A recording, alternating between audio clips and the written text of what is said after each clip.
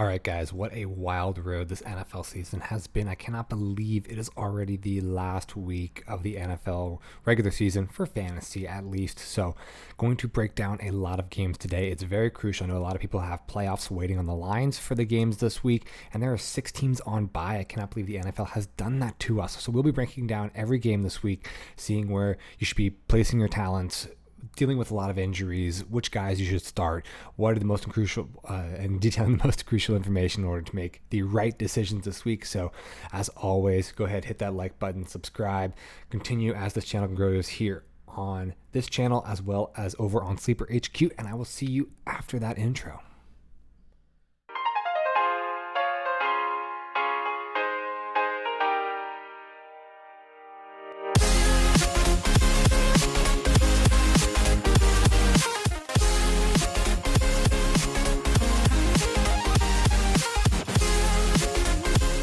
Welcome back into TwinTakes Fantasy Football. And like I said right before that intro, this is one of the most crucial weeks ever for fantasy playoffs, or for the fantasy season as a whole, as playoffs start next week, and a lot of teams, well, their destiny lies in how well their players perform this week. Normally, we'll go through, especially in our quick hits section, I'll leave out 2 or 3 games for the sake of timeliness that just really aren't that relevant, or just really don't need any commentary, because the decisions are so obvious where the game is just so irrelevant.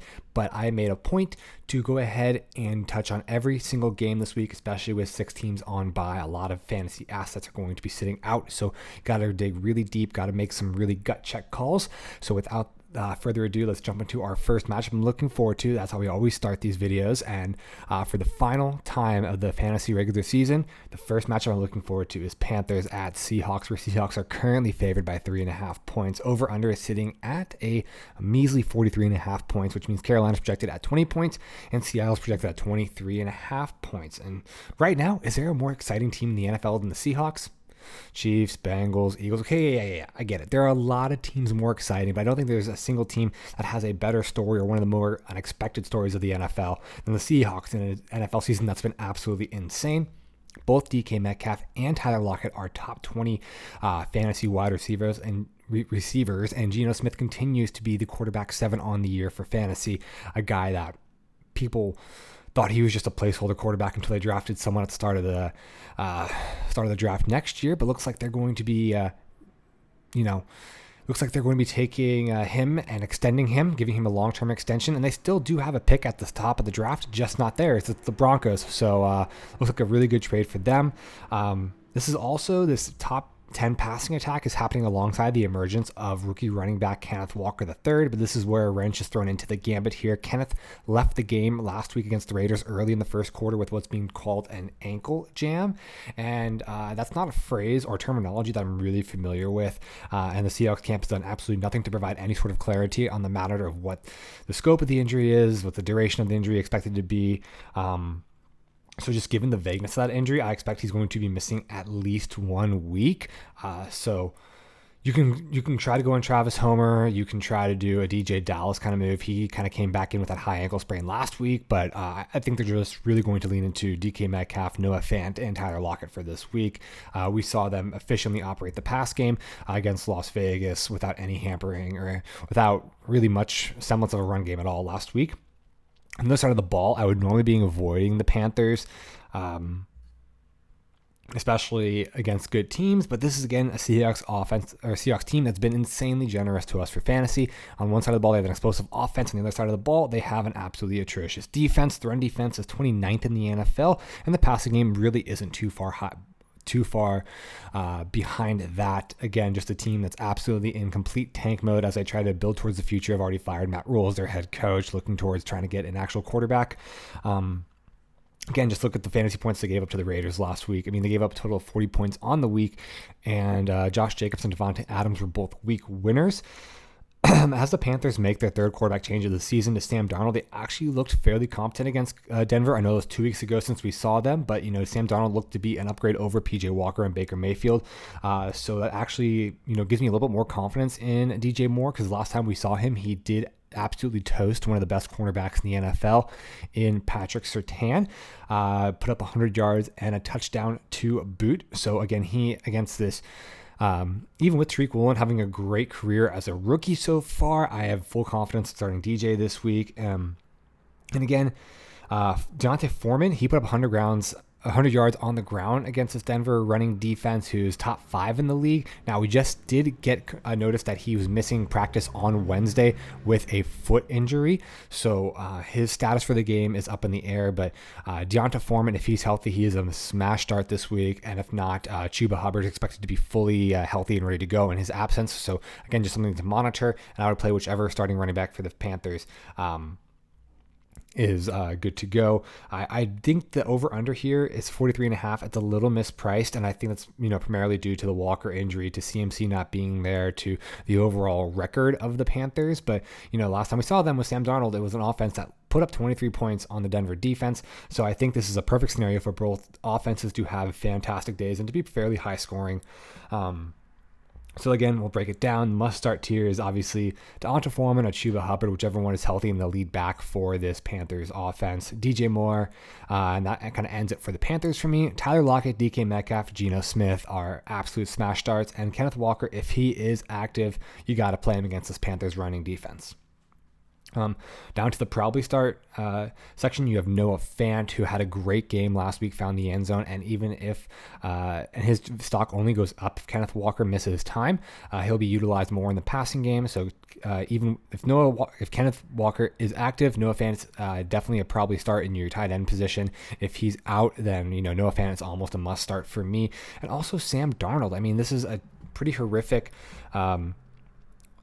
Seahawks defense that gave up a top 10 fantasy week to Derek Carr last week. And Sam Darnold actually looked pretty good. He has Terrace Marshall. He has DJ Moore. He has these guys that are putting up enough for the offense to function. So, I mean, especially with Lamar Jackson being out, Justin Fields on bye, a lot of people struggling for quarterback this week, Sam Darnold is not a terrible decision. And then in desperation mode, you can go with Terrace Marshall III, especially because there's even Tariq Woolen's been good, but there's absolutely no one opposite of him. So Terrace Marshall should get a few downfield shots if you're really, really desperate.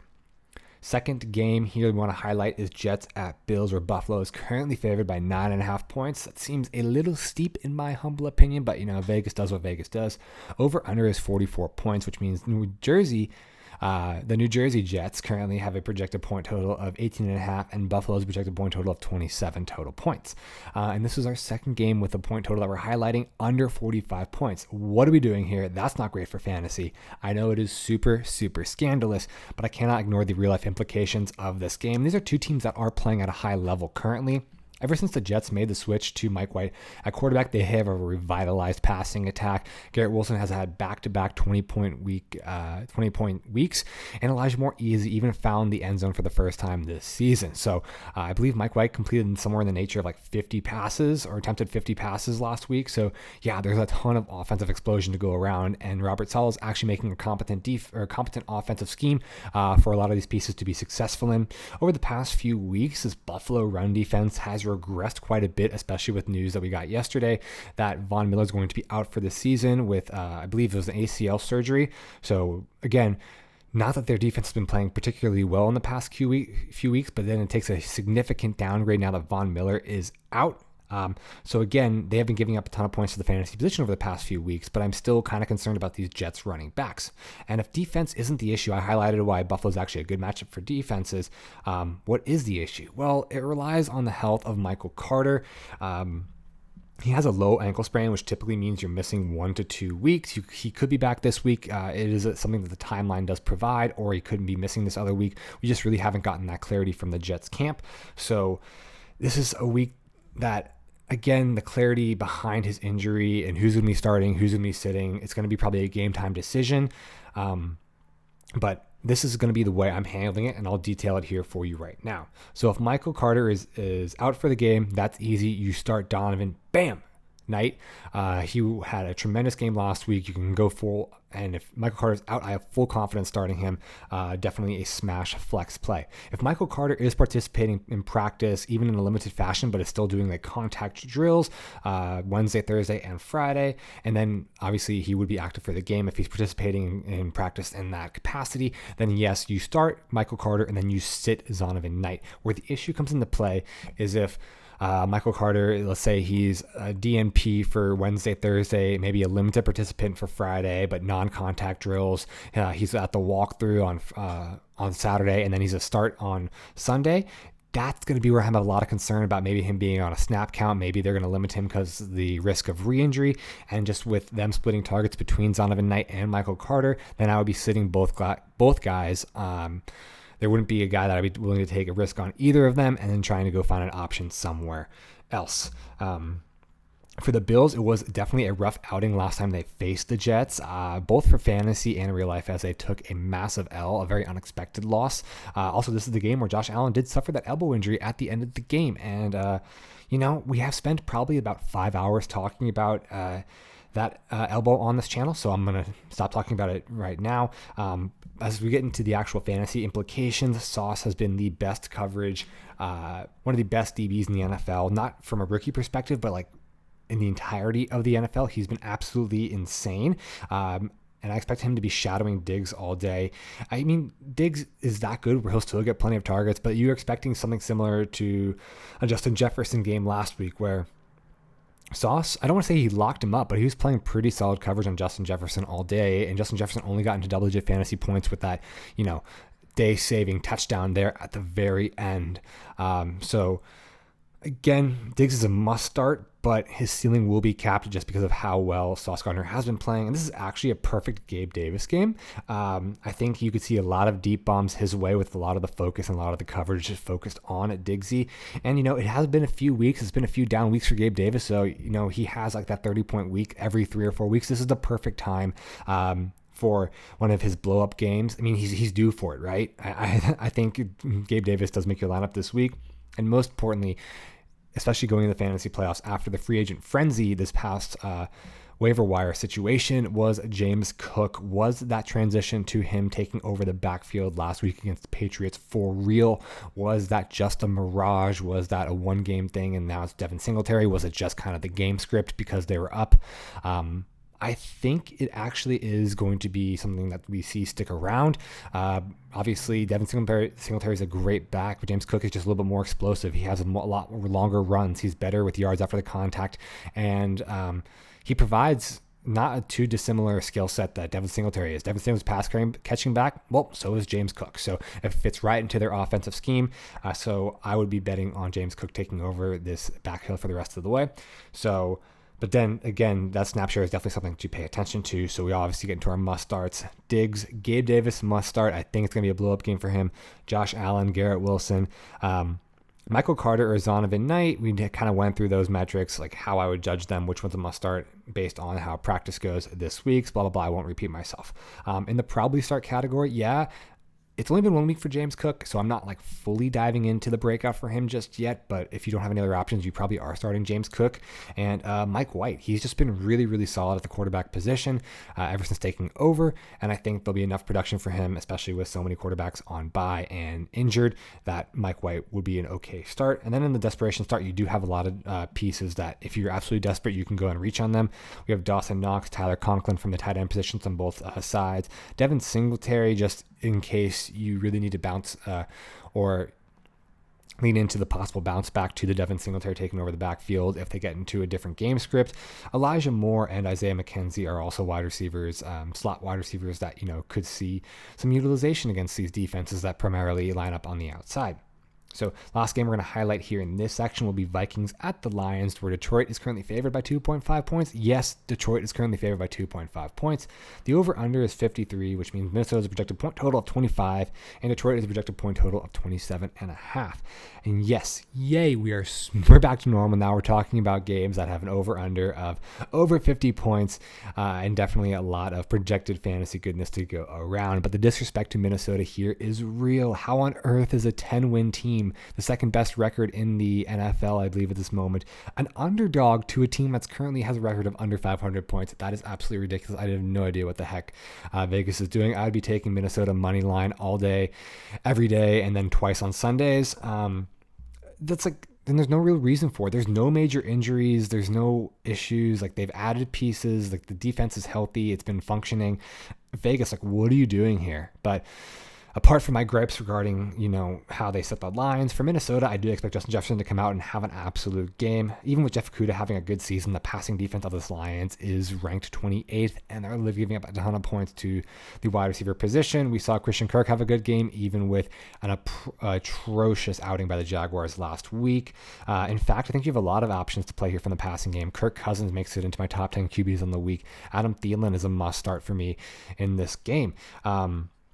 And this is entirely a take based on how good the running defense of the Lions has been over the past few weeks. The list of running backs that they have shut down in the past few weeks includes, but is not limited to, Aaron Jones, Saquon Barkley, Travis Etienne, and Devin Singletary. They have been absolutely killing it when it comes to the run defense, alongside the emergence of Aiden Hutchinson, their second overall pick. On the other side of the ball, you have the Lions. They're finally back to the high-powered offense that we saw in the first few weeks of the season. Now, I wonder, is there a correlation between their high-scoring points in the first few weeks and their high-scoring points now? Oh, that must be it. All of their offensive weapons are healthy. DeAndre Swift is back to being the RB1 and is fully 100% healthy and utilized in the pass game. It has and is being on the field, out in the field for over 50% of snaps. Amon-Ra is now back to fully healthy after he missed that 3 to 4 game stretch in the middle of the season. So yes, this is a team that when all offensive pieces are healthy, they are absolutely a smash play. DeAndre Swift has reestablished his position as the running back one, but just because he is taking the snap share and getting goal line work does not mean that you do not start Jamal Williams. He's definitely still a solid RB2 going forward, as he just has just insane goal line upside, insane rushing work out of this backfield, and he'll continue to be utilized just because how important he means, just how much he means to that team, both from a player wise, but also like the emotional leader of that team. If you remember watching Hard Knocks all the way back in the archaic age that was the preseason, Amon-Ra just looks like one of the best young receivers in the NFL, and we did see Jameson Williams finally takes the field, and everyone who's been watching this channel knows, and I'm absolutely frothing to see Jameson Williams take the field. I think he's going to be so good. Just this guy is going to tear up the NFL, and hopefully the Lions open him up just a little bit more this game. I did recommend in our waiver wire section earlier in the week to stash him. So right now the must starts are Kirk Cousins, Adam Thielen, Justin Jefferson, Dalvin Cook, TJ Hawkinson as well. Again, we talked about how good that passing game I expect to be against this Lions defense. DeAndre Swift, Jamal Williams, Amon-Ra St. Brown, and Jared Goff are all must starts on the Lions side of the ball. On the probably start side, again, since it's so high scoring, I would take that flyer on DJ Chark. And for the desperation, okay, this is actually not a desperation start. I just want to throw him here just because, again, mad love to Jameson Williams. Jameson Williams, let's go. He just gets an honorable mention here in the desperation start, but don't actually start him. There's better options. So that's going to wrap up the matchup we're looking forward to. Let's jump into our quick hits / best of the rest. So Raiders at Rams on Thursday night, which will be tonight. Las Vegas is currently favored by 6 points, and I really do hope you have something better to do this Thursday night than watch this game. Geez, Amazon really got screwed when they were handed the lineup of games that they were going to take over this season. Suck it, Jeff Bezos. For the Raiders, it is really pretty obvious. You just have Josh Jacobs and you have Devontae Adams, who are absolute league winners at this point, which is with the sheer volume they're receiving. And for the Rams, I mean, only you play Cam Akers if you are truly that desperate. Baker Mayfield being added to this team I feel nothing. It does nothing for me. Second game here, Eagles at the Giants, where Philadelphia is currently favored by 7 points. And the Eagles finally managed to put up a really solid performance from the Red defense against one of the best running backs in the game in Derrick Henry. So does that mean that I'm fully out on Saquon Barkley? Absolutely not. One performance does not equal the season. Still, I mean, we've said it ad nauseum here, highest EPA per play to the running back position. They're still quite a liability with their age, with their defense, and how they're missing Sauce Gardner. They are still missing Jordan Davis. Hasn't been definitively said he's coming back. So, I still think Saquon's probably a top 5 running back option this week. But again, I'm not messing around with anyone else in that Giants backfield. I mean, even Darius Slayton, but because you still have James Bradbury, it's kind of like a revenge game for him. I'm sure he wants to lock up Slay really, really badly. Slayton really badly. Darius Slay also has having a career year even at age 30. So yeah, I'm not going to mess around with Daniel Jones or Darius Slay in this game. On the Eagles side of the game, this is a really strong running defense that's coming out alongside the emergence of Cable and Thibodeau. So maybe a little bit of downgrade to Miles Sanders and Jalen Hurts there as they kind of stifle the rushing game. I don't think they're going to have like that insane 150-yard rushing performance, or 300 yards on the ground that we've seen the past couple weeks. However, Devonta Smith and A.J. Brown are lineup locks. The passing defense of the Giants isn't that good. I mean, A.J. Brown is a no-brainer, but Devonta Smith, you have full confidence starting him. He's going to be a top 24 wide receiver this week. Browns at the Bengals, or Cincinnati is currently favored by 6 points. I don't understand why they're probably not favored by 20 points. Smash the Cincinnati line here. I would not be surprised if the Bengals beat the Browns like 50-0. This Browns Browns team with John Watson under center is just horrific. I mean, they managed to put up 3 points in offense against the Texans defense. The Texans defense, who's arguably the worst defense in the NFL, one of the worst defenses we've seen in recent history. Deshaun Watson's just playing absolutely abysmally. He clearly has a ton of regression for not playing in the NFL for 2 years, so I'm not going to touch him with a 10-foot pole. Cooper's on my bench with that passing game and how anemic it is, and I'm even kind of scared for Nick Chubb with how inefficient this offense is performing right now. For those fantasy managers that do have Joe Burrow, T. Higgins, Jamar Chase, and Joe Mixon / Samaje Perine, whichever one's healthy, and if you do need a win this week to get into the playoffs, congratulations on your win and congratulations on making the playoffs.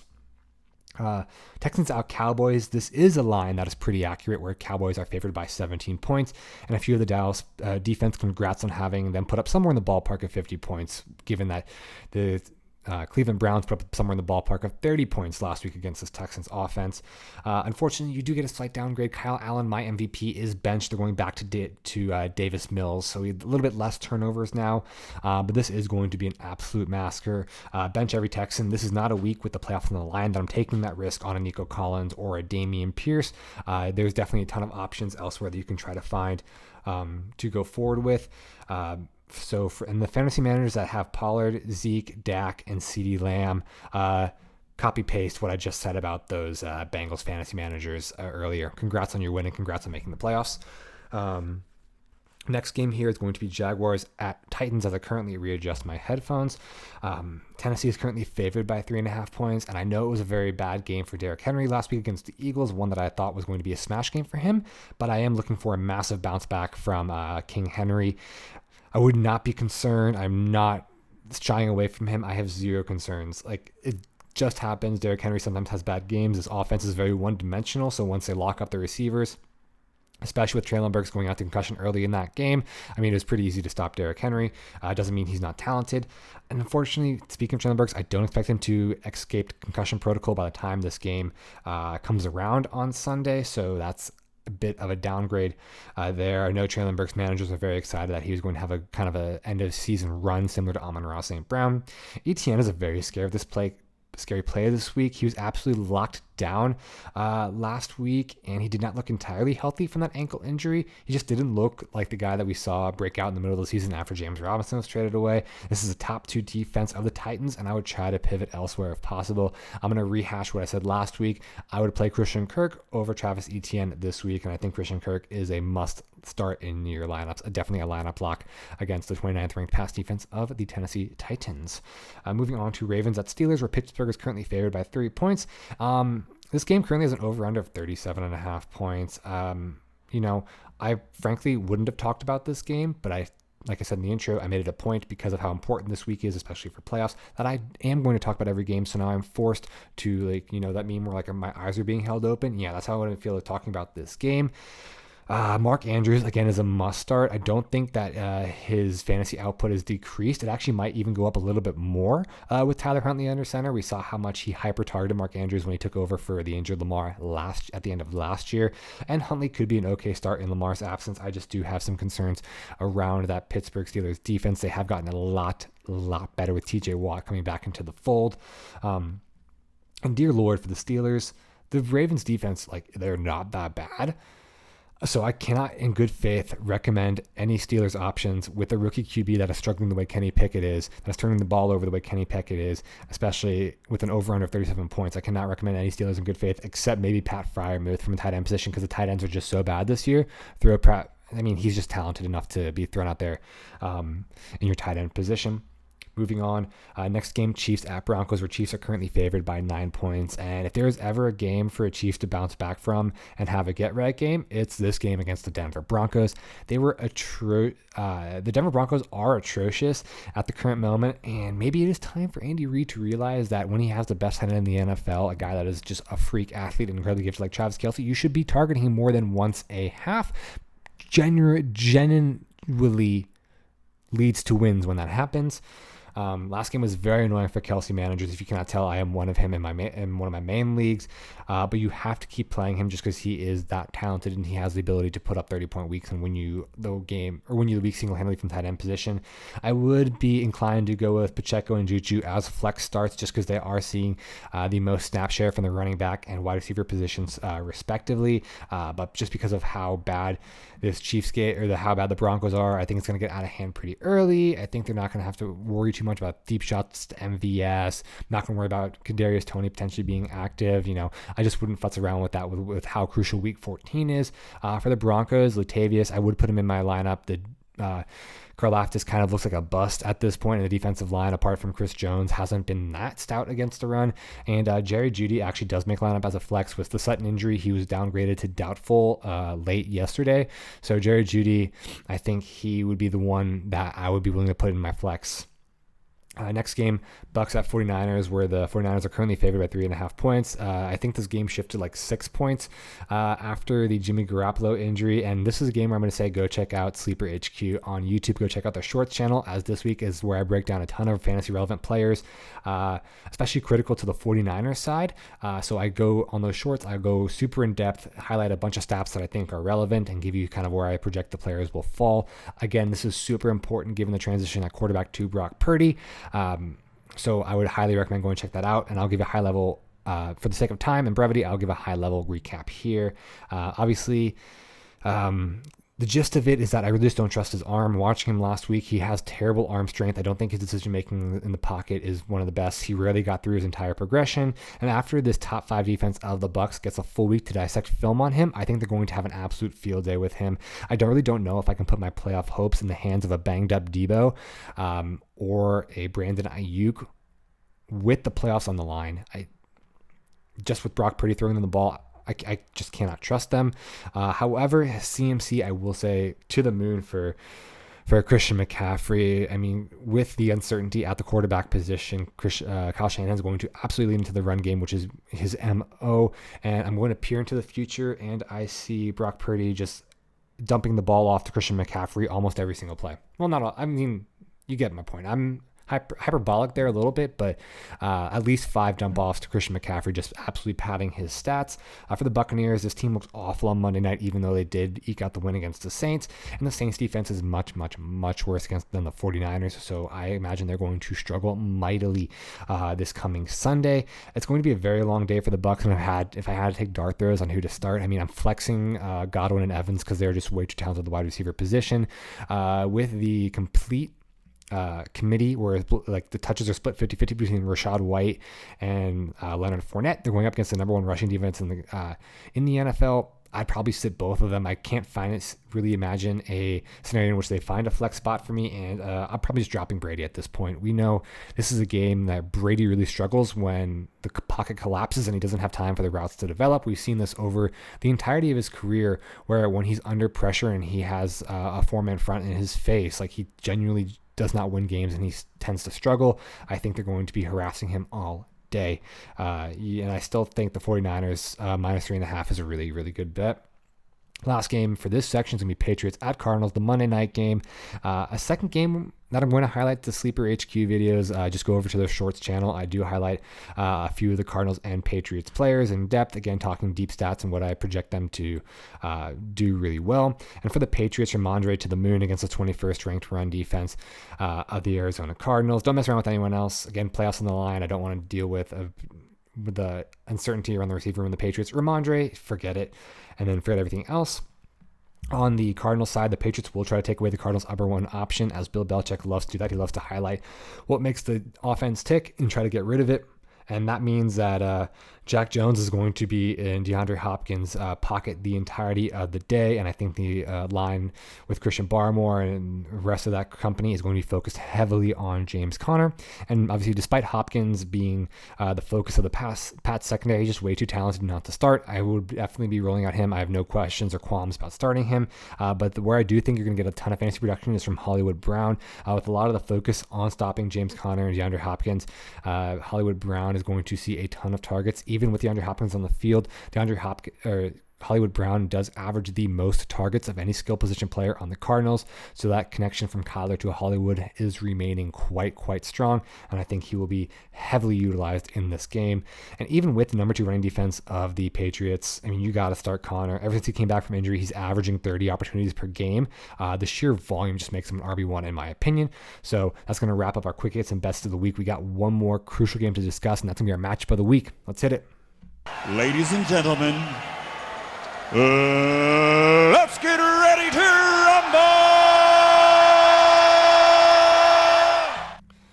All right, our matchup of the week is going to be Dolphins at the Chargers, where the Dolphins are currently favored by 3 points. The over-under is 51.5 points. Yep, we hit that 50-point over-under mark, and that means that Miami has a projected point total of 28 points, while the Chargers have a projected point total of 25 points.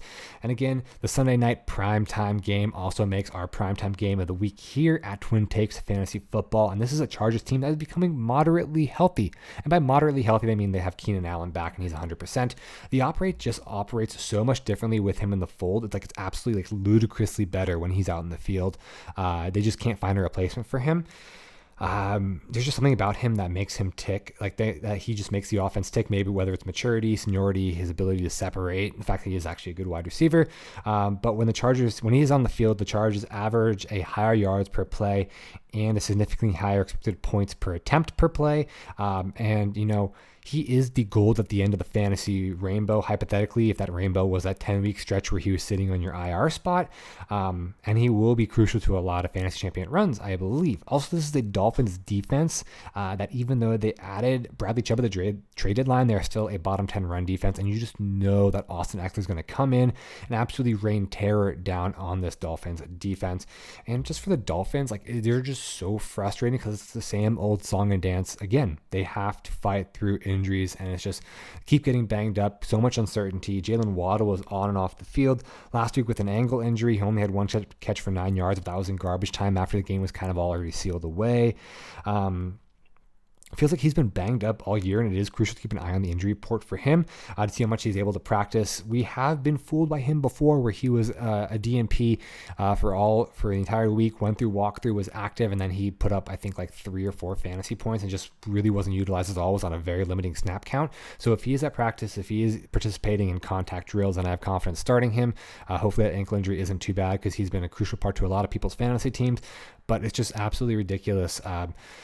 Just pay attention. If he doesn't participate in practice all week, then I really don't have confidence starting him, given given the way he's just fooled us before earlier in this week. Another thing, Tua did get banged up with an injury towards the end of the game last week as well, and obviously it doesn't look very serious. He is going to play this week without question, but it's just very concerning because it feels like this is a young quarterback he can't really seem to escape that injury bug narrative. He's been banged up all year, still kind of has that concussion narrative spiraling all around him.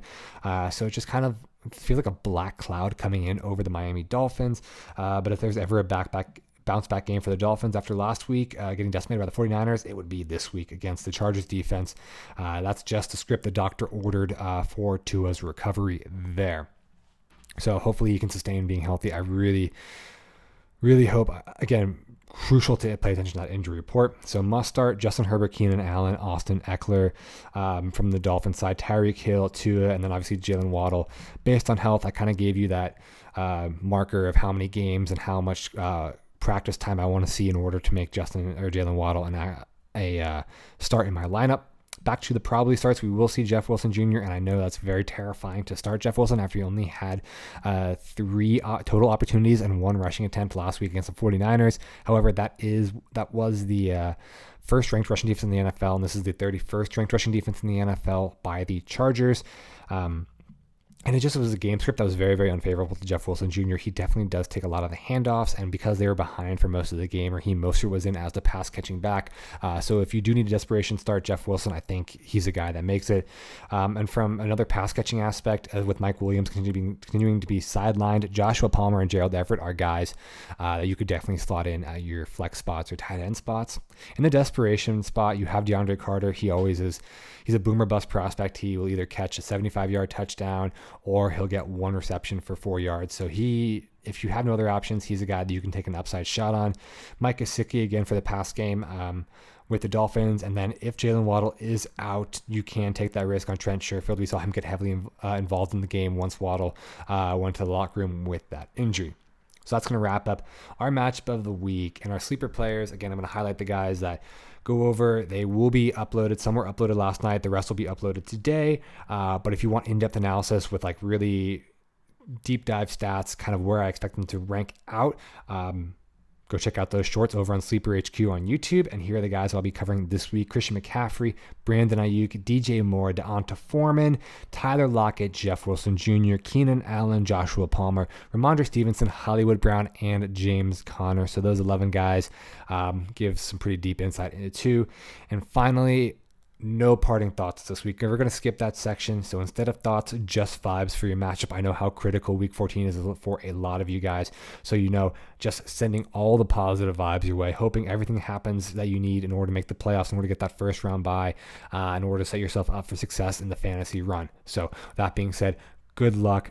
Last week of the fantasy regular season. Hope you guys have an incredible week, and I'll see you back for the start of fantasy playoffs next Tuesday.